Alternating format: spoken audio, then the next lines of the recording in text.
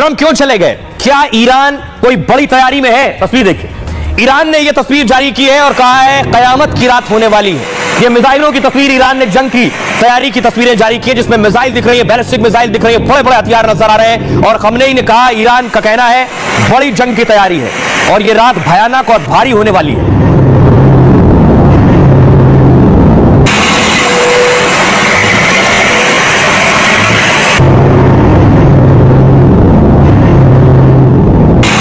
सवाल यह है, क्या अब इस जंग में खुद ट्रंप उतरने वाले? क्या ट्रंप नेतन्याहू का साथ देने वाले हैं?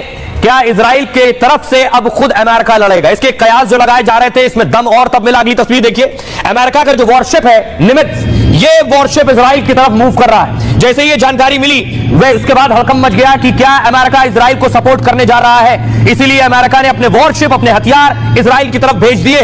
देखिए अमेरिका के हथियारों का जो मूवमेंट हो रहा है वो किस तरफ है, कौन कौन से हथियार अमेरिका ने उतार दिए हैं। सबसे पहले देखिए, मैं आपको दिखाऊं, यह है वॉरशिप। कयास लग रहा है कि अमेरिका अब सीधे जंग में उतर रहा है, क्योंकि यूरोप और मिडिल ईस्ट में अमेरिका ने अपनी तैनाती बढ़ा दी है। कई फाइटर जेट, तेल भरने वाले विमान और वॉरशिप की तैनात किए। उसने खतरनाक युद्धपोत निमित्ज को भी मिडिल ईस्ट में भेज दिया है। ये जो निमित्ज है, परमाणु ऊर्जा से चलने वाला खास अमेरिकी युद्धपोत है, मतलब बिना किसी ईंधन के सालों तक समंदर में रह सकता है। इसकी गिनती दुनिया के सबसे बड़े वॉरशिप में होती है। 60 से ज्यादा लड़ाकू विमान और हेलीकॉप्टर ये अपने ऊपर लेकर चल सकता है। इसमें लगी मशीन गन मिसाइलों को मार गिराने की क्षमता रखती है। नेवी की ताकत के मामले में ईरान इजराइल पर भारी है, और लेकिन अमेरिकी युद्धपोत के आने से ईरान की टेंशन बढ़ गई है। जानकार मानते हैं कि अमेरिका F-16 और F-35 भी तैनात कर सकता है।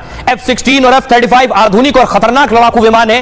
5वीं पीढ़ी के F-35 से इजराइल ने ईरान में तबाही मचाई। यह विमान आसानी से रडार की पकड़ में नहीं आता है। फाइटर प्लेन की तैनाती का मतलब ईरान की घेराबंदी है। अगला ये देखिए, यूरोप और मिडिल ईस्ट की ओर उसने उड़ते पेट्रोल पंप भी भेज दिए हैं।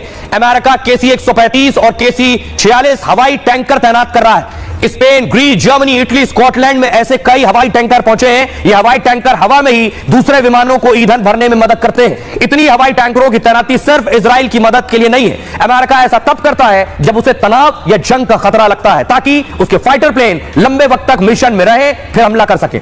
अगली बड़ी चीज, मिडिल ईस्ट के 19 देशों में पहले से अमेरिका के सैन्य बेस है।